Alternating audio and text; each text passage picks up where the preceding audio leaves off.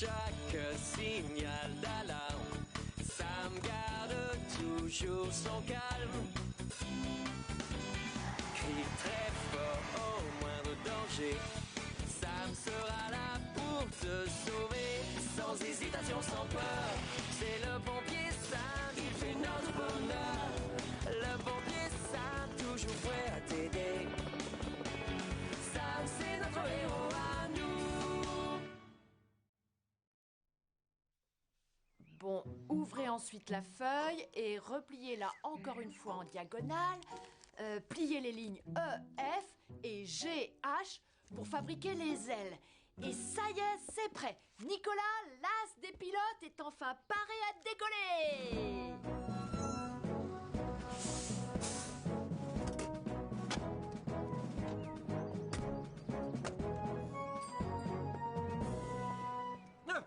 Bonjour, Denise. Hé, coucou Sam, regardez. Désolé, mais on n'a vraiment pas le temps de jouer avec toi, mon garçon. Aujourd'hui, on a du travail. C'est le jour de prévention des incendies domestiques. Entrez et merci de nous rendre visite. Ne faites pas attention à lui. Désolé, mon grand. On s'amusera tous les deux un autre jour. Oh. Surtout, ne vous faites pas trop de soucis. C'est juste une vérification de routine. On s'assure que votre supérette est bien aux normes. C'est pour ça qu'on a créé cette journée de prévention. Pour rassurer... S'il vous plaît, commandant, vous voulez bien tenir l'échelle? Je vais vérifier le détecteur de fumée. Oui, bien sûr. Vas-y, grimpe. Vous vérifiez vos détecteurs régulièrement, j'espère. Oh oui, 1 à 2 fois par mois. Oh, c'est quoi cet horrible bruit? C'est ça le test, justement. Ça prouve que ton détecteur de fumée fonctionne. Par les flammes de l'enfer. Qu'est-ce que c'est? Une bête? Elle s'agrippe à mes cheveux. C'est rien. Nicolas Prime. Oh non. Pas de panique, surtout. Je suis là. Rassurez-vous, ce n'est pas une bête. Oh, mais quelle beauté! Oh, merci, commandant. Vous êtes mon héros. Quoi? Non, quand j'ai dit beauté, je parlais de... Si vous avez fini, on pourrait voir la sortie de secours.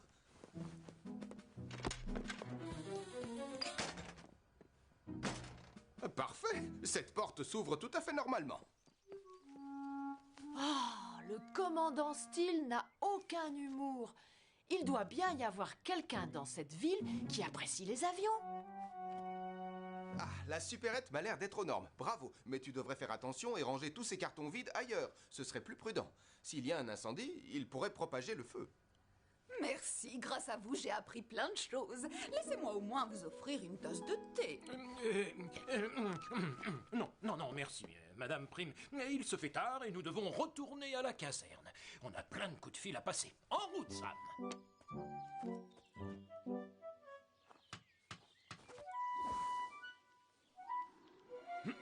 Aïe! Oh! Ça alors, d'où tu viens, toi? Nicolas Prime! Viens là! Oh non, pas encore lui. Ce n'est pas possible. Il doit le faire exprès. Où que j'aille, je tombe sur lui. Heureusement, je connais un endroit où je ne croiserai pas le commandant. Aucune chance qu'il vienne parler de la prévention des incendies à la caserne.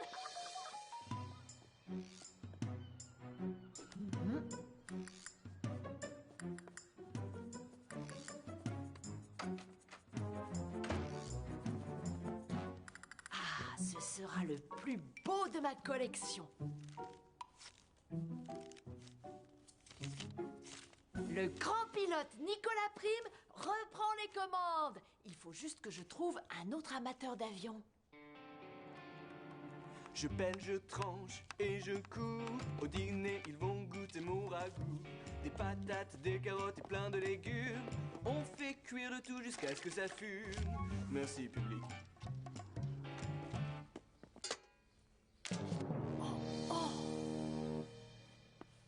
Qu'est-ce qui t'amène dans la cuisine du grand chef, je peux savoir? Oh, rien. En fait, je voulais te montrer quelque chose de génial. Inutile de me raconter des histoires, mon bonhomme.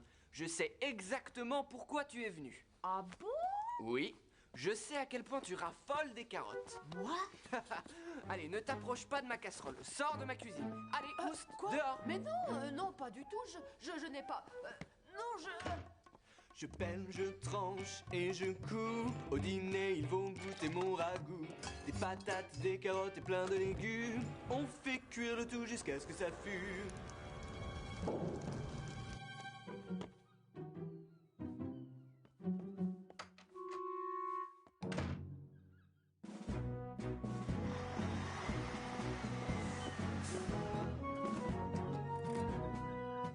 Alors, Portillon, comment se passe la préparation du dîner? Tu n'as rien brûlé, j'espère.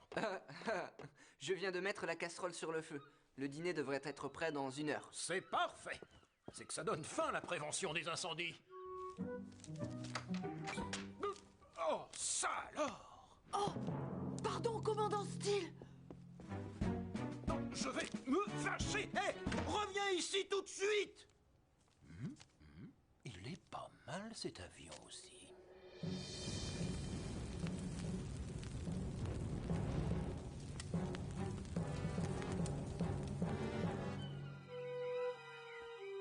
Nicolas, Salut, Sam.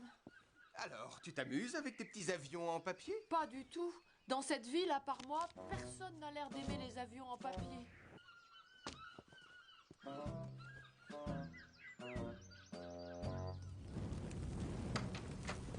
Oh, oh non!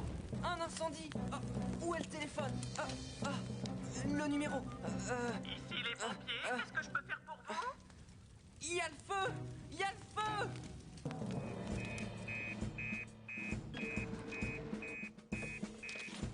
Incendie dans la cuisine de la caserne?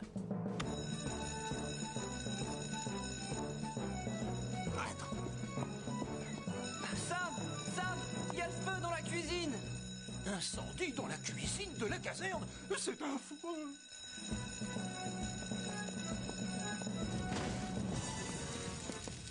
Coupe l'arrivée du gaz, Elvis! Ça y est, c'est fait!